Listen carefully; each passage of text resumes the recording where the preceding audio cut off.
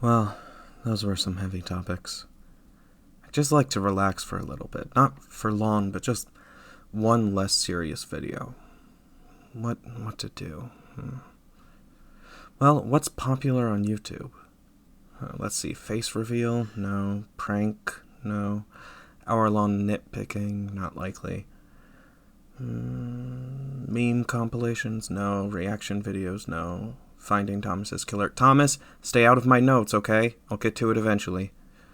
Collaboration? It's coming, guys, don't worry. Cinnamon challenge? No. Giving a platform to white nationalists? What? Why is that popular? Oh. A tier list. Like in fighting games, right? Okay, that's a cute idea. Why not? So, this is my definitive tier list of ships in Star Wars. Wait, no, stop.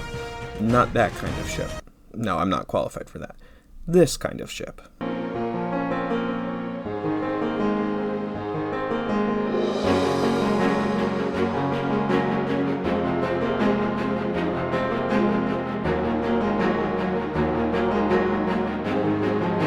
Alright, now as this is my list, it's my rules.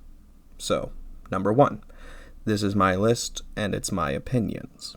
Based off from the content, but still my opinions. You're welcome to disagree, but this is just how I see things. Number 2. I'm looking across all of Star Wars for these. So ships can be from canon, legends, non-canon, or crossovers, but it's gotta be Star Wars. And number 3, to scale the justification behind my rankings, I have crafted a list of qualifications. So does it advance both characters? A ship that favors one character over the other, or relies on one being supportive while the other takes everything for granted, isn't going to fare well in this tier list. Does it distract from the story? So a good romance is neither distracting nor unnoticeable. While some stories of Star Wars are romances, most aren't, and if a ship derails the story, that's a bad sign. Is it healthy? The more abusive a ship is, the lower on the list it goes, and pure abusive relationships, well, I'll get to that eventually, but they're not going to be on this list. Reasonably canon. Not every ship on this list is explicit or even likely, but no ships between people that have never met or could never meet. And finally, adorable. This is admittedly subjective, but hey, it's my list. So here we go with the Star Wars ship tier list. S rank. You know what? Let's call it the Millennium Falcon rank. These are the best that ships get. Original true pairings. And I don't think I've seen any pairing on this tier be complained about. They're just really good, all-around, pure, untainted romances. Just nice. So first, Luke and Mara. These guys are the pinnacle of EU romance. To add in a new main character that wasn't the child of an established character, and still have it seem natural when they interact with everybody else, was a challenge. But it worked with Mara. Luke and Mara are the enemies to lovers trope done right.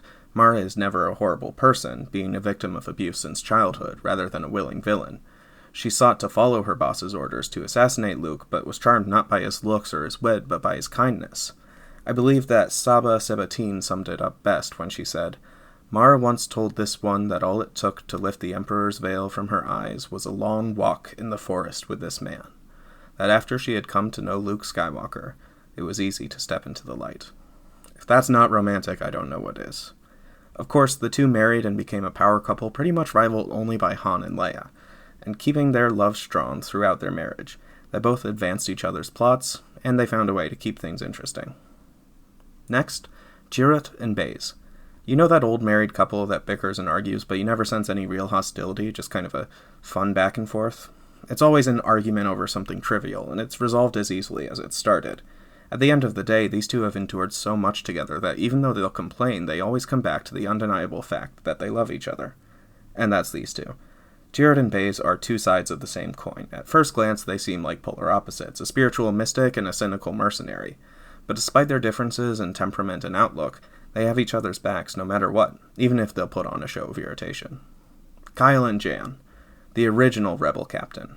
Talk about your slow burns. Kyle and Jan were introduced in Dark Forces and are best friends. It's the two of them against the galaxy, and they both save each other's hides more times than you can count. Their relationship is confirmed to be romantic in their final game together, and it's fantastic. Sweet, loving, witty, and healthy, these guys are the only video game ship to reach S rank on my list, and for good reason. Bail and Breha. In Revenge of the Sith, we don't get too much of Breha Organa, just one short shot and one referential line. But the only good senators relationship has been more explored in both Legends and canon EU, and it's clear why these two love each other. Bastions for democracy even in a time of increasing imperialism, the Organas are perhaps best exemplified by their daughter, Leia. If you raise the strongest mind in the galaxy, you've got to be doing something right. Shara and Kes. Speaking of proud parents, the sequel trilogy gave us a pair of retroactive ones. Apparently big players off-screen, Poe Dameron's mom and dad were quite the heroes of the rebellion. They're kind of unique among this list as they maintained a long-distance relationship during the Galactic Civil War. With Shara being a star pilot and Kes being a Pathfinder, they couldn't interact that much, but when they did, the moments were all the sweeter. Shara's death feels like a natural conclusion to the story, and it's not used to motivate Kes or give him angst or hatred, but rather to convince him that he needs to raise their son in the best way that he can. And that son, of course, is, well, Poe Dameron. Hera and Kanan. Dave Filoni's Star Wars is almost less interested in romance than Lucas's is, if that's possible.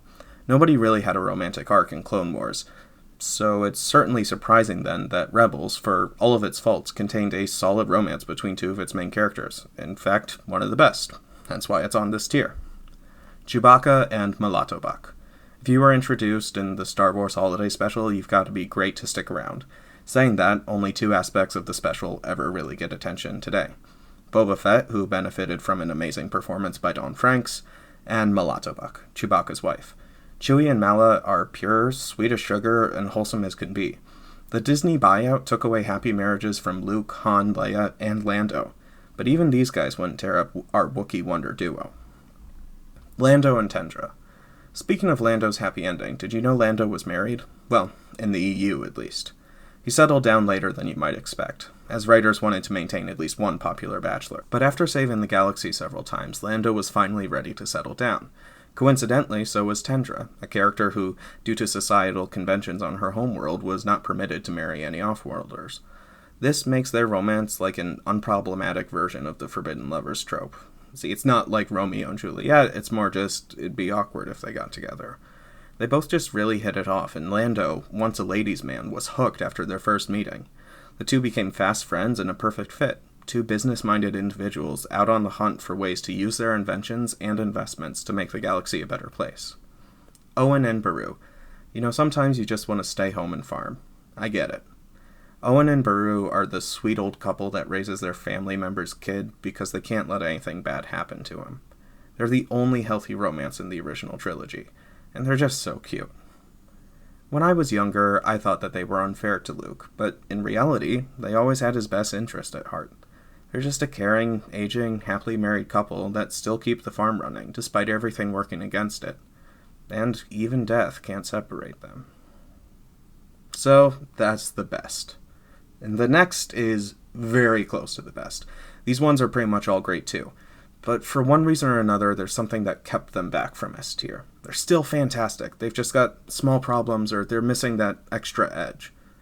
So, controversially, Han and Leia. Yeah, I bet there's a good chance that you're wondering how I could possibly put Han and Leia, the most romantic Star Wars ship, below the top tier, and I get it. These guys have the best chemistry, the best story, the best music, the best scenes. They'll always come back to each other, and even the movie about letting go of the past had a tender moment of Leia expressing her love. There's tension, there's build-up, there's tenderness, there's sweetness, in almost every way it's the perfect ship, but I do have to take it down one rank for the time that Han kissed Leia after cornering her in a closet, after she expressed discomfort and her head is pressed up against something. Not cool, Han. C-3PO and R2-D2. Well, after everything I've just said, you can probably guess where this is going. 3PO and R2 are iconic. They're the odd couple, basically. It's simultaneously amusing and adorable. And just like with Han and Leia, they were so close to reaching S tier. And just like with Han and Leia, they have moments of questionable health. If these two got some couple counseling, though, they jump right up to where they belong. And then there's Luke and Lando, from Legends only. Kind of the first fan pairing on the list, and for good reason. Back in Legends, before they introduced Mara and Tendra respectively, Luke and Lando were pretty much dating. I mean, not technically, but they were always by each other's sides, always had each other's backs, went on missions together, helped each other out, and were generally adorable. While obviously this is less than canon, it's probably my favorite fan pairing, at least for the original trilogy. and it's a fantastic one based on mutual respect, friendship, and devotion. Also, Lando made hot chocolate for Luke. That sounds like a romantic gesture to me. Wedge and Ayala. Legends was big on taking minor characters from the movies and turning them into major characters in books and games, and no more apparent is that trend than with Wedge Antilles, the rebel pilot that participated in the destruction of both Death Stars. Obviously not an A-lister, he's still recognizable. So a lot of stories in the EU focused on him as a lead character, and an interesting idea was the pairing of an ace pilot, Antilles, with a rebellion super spy, Ayala Wasiri. Ayala's story is a tragic one, at least at first. Her first husband, brainwashed to serve as an Imperial, was unknowingly killed by Ayala when attempting to assassinate her prisoner. This loss led Ayala to a place of solitude and vengeance. Following this, though, she and Wedge both fell for each other, and she felt a duty to honor her husband after his passing, but with time, though, and patience and love, they began to date and eventually marry, giving them a nice second-tier romance to two, honestly, second-tier characters. Ania and Zhao. Star Wars Legacy was the furthest point in the timeline. Set 138 years after A New Hope, it envisions the future of the Star Wars universe, Luke's Jedi Order, the Empire, and the descendants of the main characters. Han and Leia's descendant was a chip-off from the old Han block, if that makes sense, a figure of self-preservation and self-interest. Zhao Assam, an Imperial Knight, her companion, on the other hand, is loyal, selfless, and reckless. They're both two sides of an incomplete coin, and through their long and complicated storyline, they save each other's skins, even when nobody else trusts them. They're symbiotic, and following Ania's boyfriend's betrayal, while they're never officially together, I personally see a lot of chemistry. Besides, where else can you find a romance between a stormtrooper and a trash scavenger? Oh, right. Finn and Rey. Star Wars has never been mainly about romance, but there are times in The Force Awakens that make it seem otherwise. Finn and Rey meet each other in a time of their lives when they've both had an awakening, and these awakenings complement each other perfectly, just like these two lovebirds do. They both come from abusive backgrounds and are the first people to express interest in each other's safety, even when they understandably want to avoid a confrontation with the fascist superforce threatening to kill them. When one is in trouble, they'll risk everything to save them. You guys know I like Finn Rey, right? So why isn't it in S rank? Well, if your love interest spends a whole movie trying to redeem the man that tried to kill you, she's a bit too naive for a serious relationship. And then there's Finn and Poe. Poe, on the other hand, is not as gullible as Rey, and is just as loving to Finn. While I definitely ship it less than Finn Rey, and I went into how some people who ship this rely on racist or homophobic tropes to do so in my last video, I have a lot of respect for a lot of Finn Poe shippers. Finn and Poe both have great respect and admiration for each other, and they're genuinely invested in each other's well-being. Again, I've said I don't trust Lucasfilm or Disney to do it right, but it's still a good ship. Female Revan and Karth. You guys didn't think I'd forget about the Old Republic series, did you? One great aspect of romances is when your two individuals are friends. In Knights of the Old Republic, given the similarities of dialogue between male and female, Karth was written to be both the best friend and the love interest. Now, you can't romance Karth as a man, but as a woman, you form a strong friendship with him, help him deal with his grief, change his views on war, and eventually spark a beautiful romance. Female Exile and Beodur. Knights of the Old Republic 2, The Sith Lords, is my favorite Star Wars RPG. Sometimes it feels more like a dating sim. As the canonical female protagonist, Mitra Surik, you've got your choice selection from your entourage. The best choice, though, is Beodur. The two have a perfect relationship. Mutual respect, interest in helping each other out with their disabilities, a shared history, and tender care for their past traumas. Add in Spike Lee alum Roger Smith's silky smooth voice, and you've got the best ship in the game. Sorry, Ebon Hawk. Wicket and Nisa. Oh, they're so cute. Just adorable, sugary sweet adorable. Yeah, everything else. They complement each other, they look out for each other, but mainly they're this high because they're just super cute. Obi-Wan and Siri. This is probably Obi-Wan's only healthy semi-canon ship. Obi-Wan and Siri were Padawans together, growing up as friends, taking the trials at the same time, and becoming masters of unruly apprentices.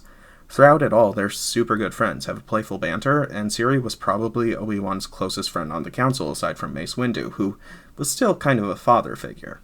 In my opinion, this is the only good Obi-Wan ship, and it's cute as a button. Cut and Sue. Again, Filoni's less interested in romance, but they pop up in his story in the background, and in the episode Deserter, Rex meets a clone named Cut that left the clone army after seeing how the war had no good or bad side.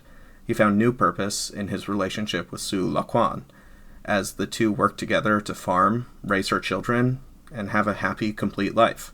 Cut even took his wife's last name, as his new identity as a loving husband outranked his identity as a warrior. Love conquers all. Kare and Temin, or Snap. Kare Kun and Temin Snap Wexley are pretty much the Wedge and Aiella of the new canon, if Temin was in all three movies, that is.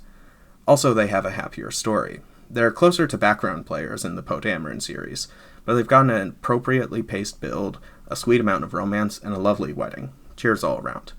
Tara and Thulm. These two are one of the few explicitly romantic pairings of Jedi, and probably the best. While they're not the most interesting characters, there's a lot to like about this pairing. Genuine care, a relationship between a human and an alien that doesn't just look like a human in body paint, and even the shift of the tired trope of a woman dying to motivate a man. Thulm's demise leads to Tara's concentration on meditation and self-reflection, eventually becoming one of the members of the Reformed Jedi Council. Healthy and honorable. Mirta and Gez. Young love. So often in fiction, it sucks. But it's good between these two Mandalorians. Mirta, Boba Fett's granddaughter, and Gez, Novak Vevut's adopted son, could be understandably stoic and gruff, and we wouldn't be surprised, but their romance is so bubbly and sweet. Their first sort of date is playing what is basically space air hockey. They're adorable, and I wish nothing but the best for these kids. But, if their stories were still canon. Now we move on to B rank, or the X-Wing rank, which is dependently decent. They can't all be OTPs, right? But there's still a lot of love in these ships, even if they may not have the same burning passion as the ones above. I also recognize that while I'm recording this, I forgot to include Rebel Captain. This is where I would have put it. Jaina and Jagged. There's nothing really wrong with Jaina Solo and Jagged Fell. Their love is pretty good. They're just kind of boring. Not that there aren't great moments, but it's not quite comparable to anything in the two higher tiers. At times it feels like it's included just because Jaina needed a love interest, which she definitely didn't. Luke and Prithee.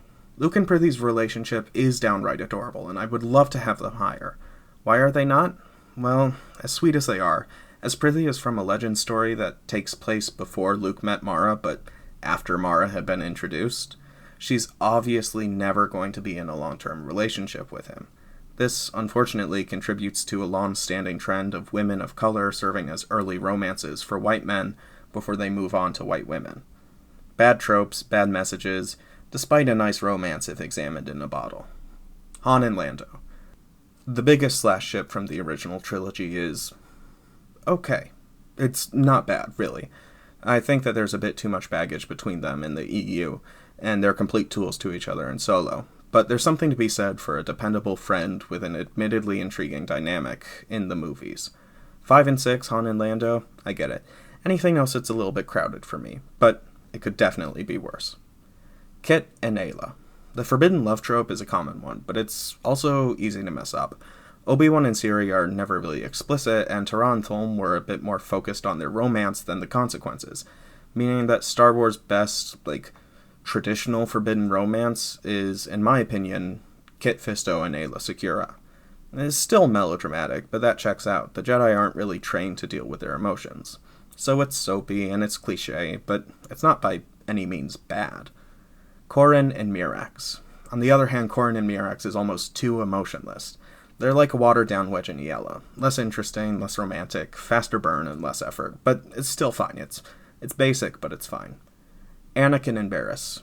Now, full disclaimer, this is only from pre-The Clone Wars content. After they turned Barriss into a villain and seemed to make her a lot younger, although I guess it's not clear if that's true, this doesn't apply. But what does it say that this is the first Anakin ship to show up? And we're already halfway through the list. Anakin and Barriss had a much less intense relationship than Obi-Wan and Siri, but they were showed way less together. Still, there was a lot of potential there. Limited interaction, low canon support. I've got to knock back my personal best case scenario for Anakin a few rows. But still, I think this is a pretty good one. Ferris and Rowan. Ferris. Jude Watson's Jedi Quest and Last of the Jedi star Ferris Olin was actually pretty good for a standard-type character. It helped that despite being Anakin's rival archetype, he avoided a lot of the more cliched, misogynistic rival tropes. No Dio-type assault of a love interest or a Wolverine style of stealing the girl. Part of that may have been because he was gay, at least according to Jude Watson. Ferris and Rowan isn't bad, but it's ranked B tier because while the relationship is hinted at and decent in canon, it's only explicitly confirmed later on Twitter. This is basically a J.K. Rowling. The coward's way of including representation. Rose and Poe. Hey, Rose. I really thought early in The Last Jedi that they would go in a Rose-Poe direction. Nobody seems to fit each other more. They're both dedicated, both passionate, and both alternately competent and imbecilic.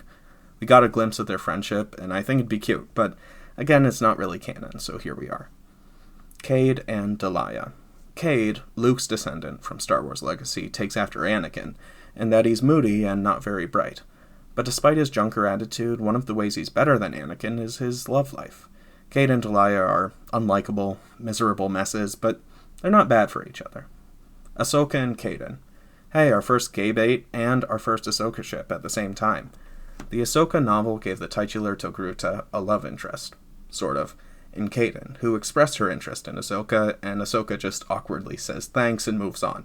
Now, this could be her struggling with how to express mutual attraction, or it could just be gay baiting. If we get more, eventually, I'll reevaluate this, but until then, it's going to rest in the B tier. Jace and Satele. The Old Republic MMO is pretty bad when it comes to romance, and this is the only one I'm including. Generally, if you buy enough tokens for somebody's affection, or say mean things in front of mean people and nice things in front of nice people, your commanding officer, or student, or slave, or hostage will eventually marry you. It sucks. So, in comparison, the canon romance between Jace and Satele looks like Lois and Clark. It's not bad or great, but it's comparatively fantastic.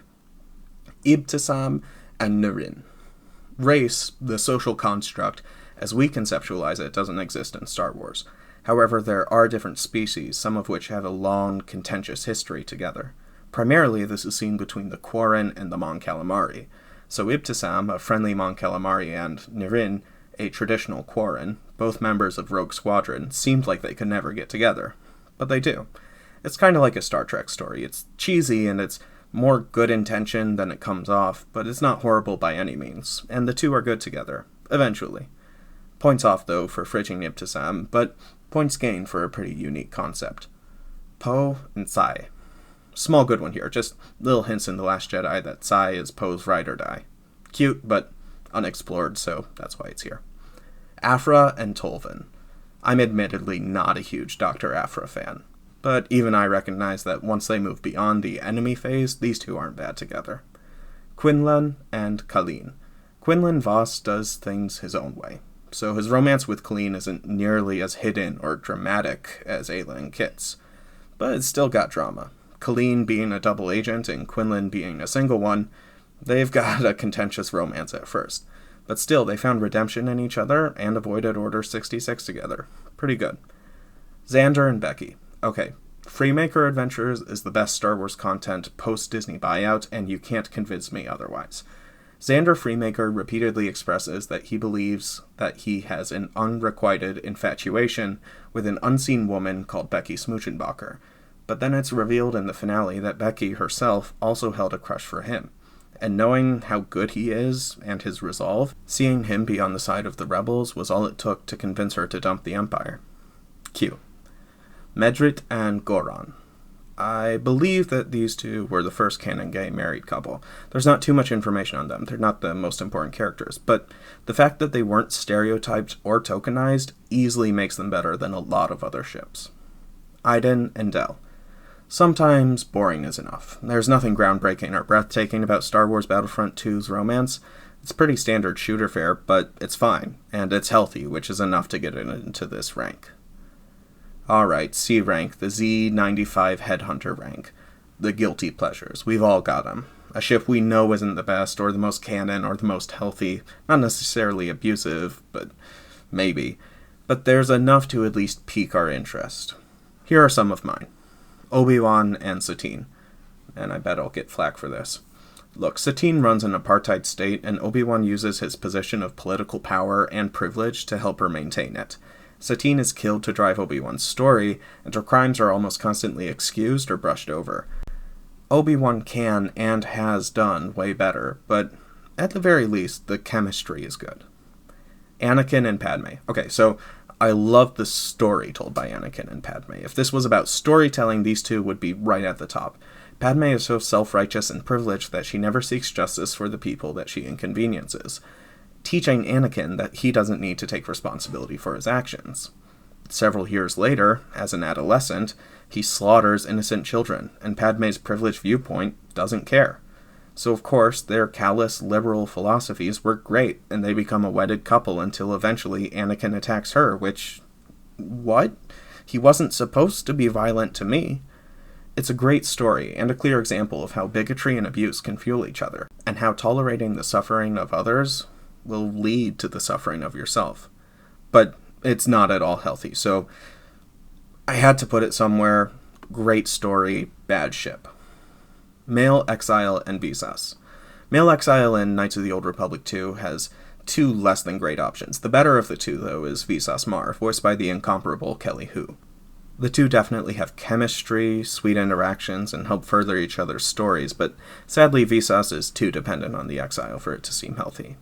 Tal and Qui-Gon. Qui-Gon had a love interest named Tal, and they were good, really good, standard romance fare, easily B tier, if not higher, until Tal got fridged so hard that even Ron Mars would have thought the writing was too focused on man pain.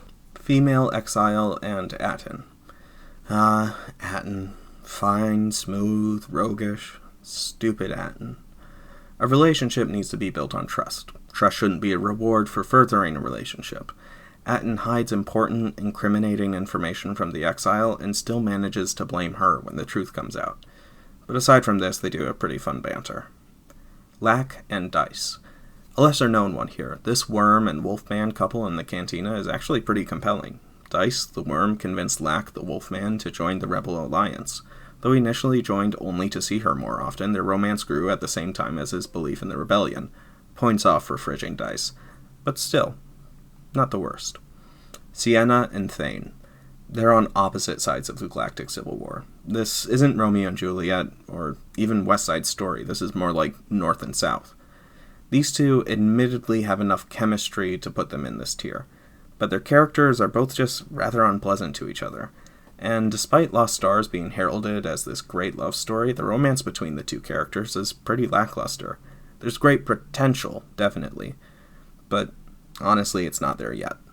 Piet and Beers. Yeah, not much to say about this one. It's kind of funny. R2-D2 and Fire Hydrant. Do yourselves a favor, go look up R2 on Sesame Street trying to romance a fire hydrant. It's sweet, but still, it's a joke.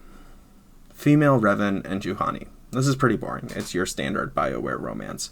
Like Visas, Juhani is too focused on the player character for the romance to feel super healthy. She's more independent than Visas, but there's also less chemistry between her and Revan. Still, though, worth noting, I think she was the first canonical lesbian in Star Wars. Luke and Nakari. Man, I would have loved to put this higher, but we would have needed a different heir to the Jedi for that to happen. Introduced early in the new canon, Nakari Kellen had the potential to be Luke's #1 canon love interest, fitting well with his personality, and the two were cute. So, of course, she was killed off to motivate him. Notice a pattern yet? Lando and Leia. Brief flirtation in ESB is about all to go off from this, but hey, maybe if Han wasn't there, these two would have gotten together. As it is, they're good friends, but still, it's sweet. And then Woody Harrelson and Tandy Newton. Do I have to say it? You know the drill. Really sweet for like 10 minutes and then, well, you know. D rank. This is the Sith fighter, the easily taken apart ship. These are bad ships. Not necessarily abusive, but either poorly written, poorly plotted, or just really unhealthy. If you ship these, hey, no problem. I'm not saying you have to stop. But for me, it's too much. Male Revan and Bastila. Bastila spends the majority of Knights of the Old Republic lying to Revan, gaslighting him, demeaning and condescending him, and reprimanding him for simple mistakes. When the truth is revealed, she blames everyone but herself for her actions. And then, when she turns to the dark side, she tries to kill Revan and his friends, which includes a child. Is there something there? Yeah, but not enough to cover up for the toxicity of the rest of the relationship. The writers on this game severely misunderstood the dynamic between Han and Leia. Rey and Poe. So these two had one line exchange, but are somehow a really popular ship. I wonder why that is. Is Kylo Ren too abusive for you, but you don't want to ship a black man and a white woman? Well, hey, a light-skinned Latino, that's not a horrible person. I'm sure eventually we'll get more content with the two of them together. I mean, we got that torture buddies thing. But seeing as this was a big ship before The Last Jedi even came out, it's going down here as a clear excuse ship. Male exile and handmaiden. Not even touching this one. Female exile and disciple. Okay, I'll take this one, though. Disciple is too dependent on the female exile, like Visas, but he's also withholding important information, like Atten. Worst of both worlds here. Steela and Lux. Steela was great, but she was fridged to further the stories of two men, her brother and Lux. Add to this the misogynoir included in the insecure black woman worried she can't keep her man trope, and Steela really deserved better. Not Lux, though. He can leave canon anytime he wants. Kira and Han. So, multiple solo movies were planned, but now seem pretty unlikely, and we can't be sure where Kira's story was supposed to end. Rey's mom, Maul's lieutenant, Imperial? Don't know, don't really care, but it seems as she's never mentioned by Han again, that it likely ended with disaster. Look, we never see her again, so we already know not to care about her from the start. Starkiller and Juno. So, if only the first Force Unleashed was released, then this would be in B tier. Starkiller and Juno are both relatively basic, and the most interesting things about Starkiller are his relationships with Vader and Proxy, but it's still okay. But then with Force Unleashed 2, they went from a mature portrayal of a normal relationship to a damsel in distress extravaganza. Still well acted, but unhealthy as can be without abuse. Lando and L337. Watch my Lando video to see why if it's not already painfully obvious to you, which it should be. Finn and Rose. I wanted to love Finn and Rose together, and maybe I will someday. And there was even a brief moment in the middle of The Last Jedi where I did, but combine everything, the tasing of a civilian, the repeated insults, the non-consensual kiss, the novel adaptations, including more assault and more complaining and hatred, I just can't do it. See my The Last Jedi video as to why these decisions for Rose relied on misogyny and racism, and why I can't really ship these two. Again, I wish I could. Boyega and Tran have great rapport and comedic chemistry outside of the movie, and if done well, this could be adorable. But until someone who's not named Ryan is writing Rose as a character, I don't want to see it. So then there's also kind of like this hypothetical bottom rank, which I guess would be the equivalent of a bag of garbage floating through space. It's just the worst. There's over 400 Star Wars books, over a dozen films, over 100 games, and well over 1,000 comics. I couldn't possibly cover all ships. But I can give some quick parameters as to what wouldn't make it onto my list. Anything to do with pedophilia. Self-explanatory. Any pairing between a master and an apprentice. Not including, the informal teaching moments, but there's an inherent power imbalance in the traditional Jedi, Master, and Padawan. It's unacceptable. Any pairing between a clone and a Jedi. Forced conscription in the clone army is slavery, and slaves cannot consent to relationships with people that own their lives. And then any pairing fraught with abuse and attempted murder. This is not including people who start out or are briefly through their relationship on separate sides of a war, but after the supposed relationship has begun, if they continue to try to kill them, that's not romance. That's cause for imprisonment. Wow, look at that. A tier list. Well, I'm sure even if you disagree with my rankings, I'd love to hear what you thought. Where would you differ in your opinion? What OTP of yours did I forget? Let me know in the comments. Also, my next video is my 1-year anniversary video, so if you have any other questions, please feel free to send them. Thanks.